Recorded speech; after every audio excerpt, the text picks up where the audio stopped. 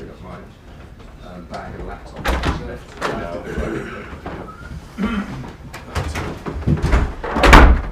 Afternoon. Sorry, I'm late. Sorry.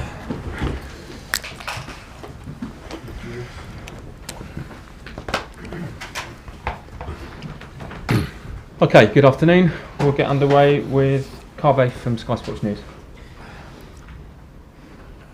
First of all, what kind of reception do you think Carlo Ancelotti will get at Stamford Bridge on Sunday? Very good one. Very well respected in-house and to the fans. I think will respect his period at the club. He's a gentleman, fantastic manager. I love working with him personally. I think he'll get a great reception. Did you have your best ever season when you played under him on the double? Not sure. I think it was 30 times that season. Yeah, just short of that, I think. But it was a good season. And what was he like as a manager?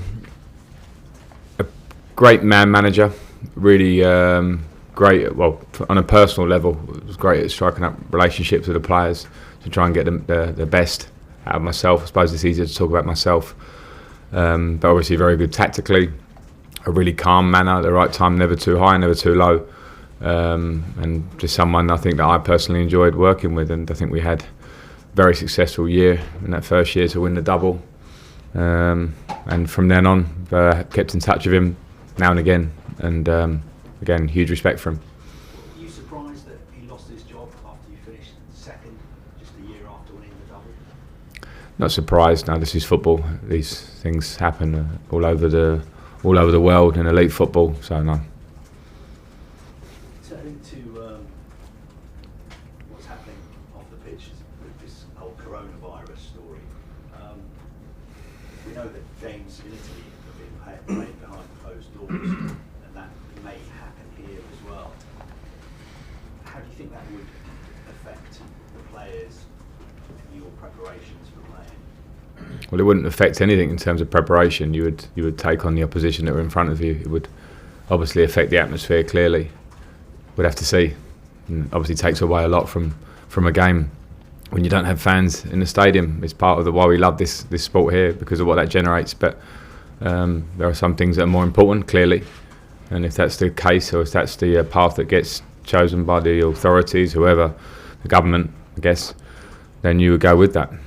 Has anything changed behind the scenes for you and the players in regards to handshakes? Yeah, we're not shaking hands. We're following the protocol that's recommended. The doctors, kind of lead that one with us, and we're doing everything that we can with our ears open as things change. And Olivier Giroud, I think he told the Evening Standard a few days ago that he would like to stay longer at Chelsea. Can you see that happening in the future, maybe? Keep saying the same with every player. The destiny's in their own hands to whatever degree, depending on contractual situations. I'm not jumping ahead to the summer on any player. We've got a big job in front of us now to try and do as well as we can in the league, the FA Cup, Champions League when we travel to Munich to play with pride for the club, and that's all.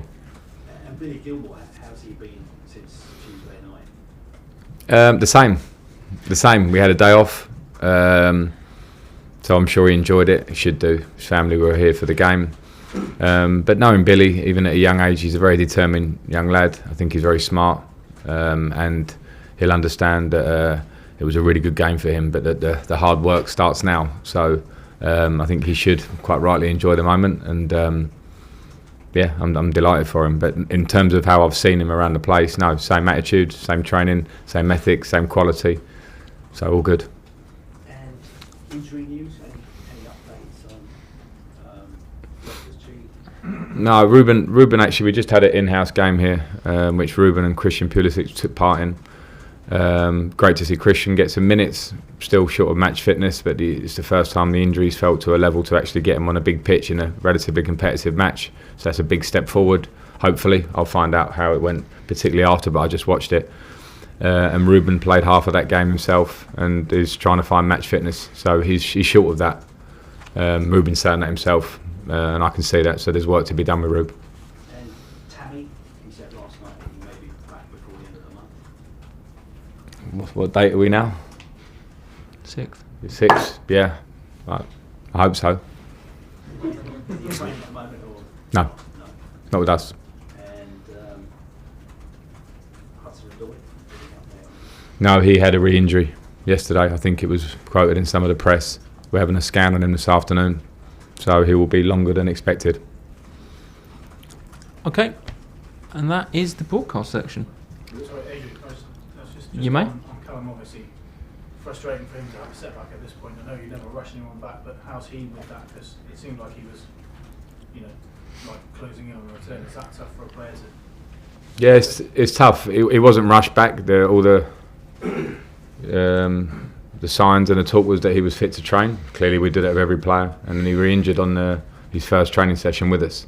So frustrating for him, definitely. Young boy, he's so keen to play as you'd expect, and frustrating because it's another injury for us. I think it hasn't been spoken about that much.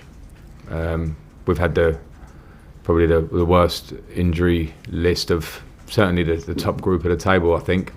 Lots of numbers injured, important players, Kante, Ruben Loftus-Cheek, etc. Started the season that way, and it's happened again in the middle of the season. So we're working against that to try and get the best results. Can we just check on Kovacic and Willian? Kovacic isn't fit. No, his Achilles injury will take him out of the weekend. Hopefully, not long after that. And Willian, we're assessing. He's a question mark for Sunday. Okay, cameras off, please.